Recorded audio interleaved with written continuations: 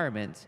And I think we have to think differently about the market regime we're in now compared to any time in the past 40 years. I think we're going to be in a more constrained world, less globalization, and a more difficult energy situation. When we think of Bitcoin, we also think of it in a developed market perspective. We think of it as a United States person. We think of it as a European, for example. And people are like, why do you need Bitcoin? What is Bitcoin useful for? Whereas when you go to Argentina or Nigeria or dozens of other countries in the world, it's far more obvious why people need Bitcoin and why they might be interested in it, and why they might be interested in things like stable coins or things like ways to get US dollars, basically various types of harder money than whatever their local money is.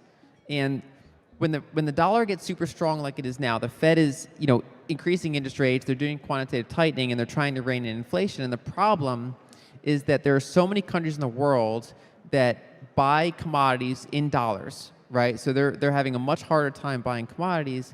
And then a lot of them have dollar financing. They have dollar-denominated debts from European lenders, from American lenders, from Japanese lenders, from Chinese lenders. These just dozens and dozens of countries in the world get squeezed when we do this. And imagine you're a country and basically another country can dictate your monetary policy for you.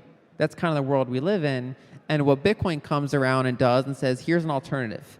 It's new, it's volatile, it's poorly understood, but it doesn't change its monetary policy based on the decision of a handful of people in a room.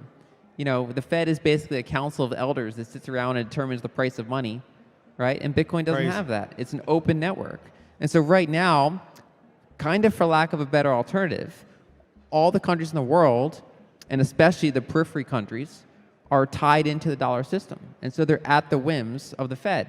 They can loosen dollars, and that usually what happens is these countries go out and they take on a lot more dollar-denominated debt, but then that comes back to bite them when the Fed can then arbitrarily at any time increase interest rates, strengthen the dollar, and it's like all of your liabilities are being hardened. And so what Bitcoin comes around and does and says, here's an alternative, and here's something that's worth exploring. So I think most people here have heard of Bitcoin Beach, right? So that, what was it, 2019 when they started? And they build this bottom-up community in El Salvador, and it's a small, circular Bitcoin economy where a large percent of the population is educated on it, they understand it, the Bitcoins are locally held.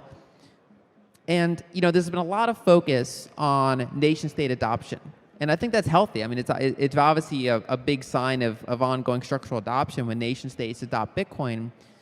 But of course, you can't impose education from top down. You can't impose buy-in from top down. And when we look at politics in general, grassroots movements are always more powerful than, like who has the most money for financing, for example. If the candidate's not right, it doesn't matter how much money you throw at it.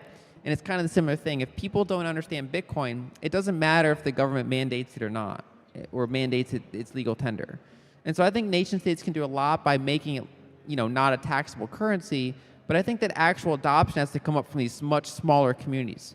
And one thing we've been seeing over the past year or two, especially the past year, is that they've kind of replicated the Bitcoin Beach model.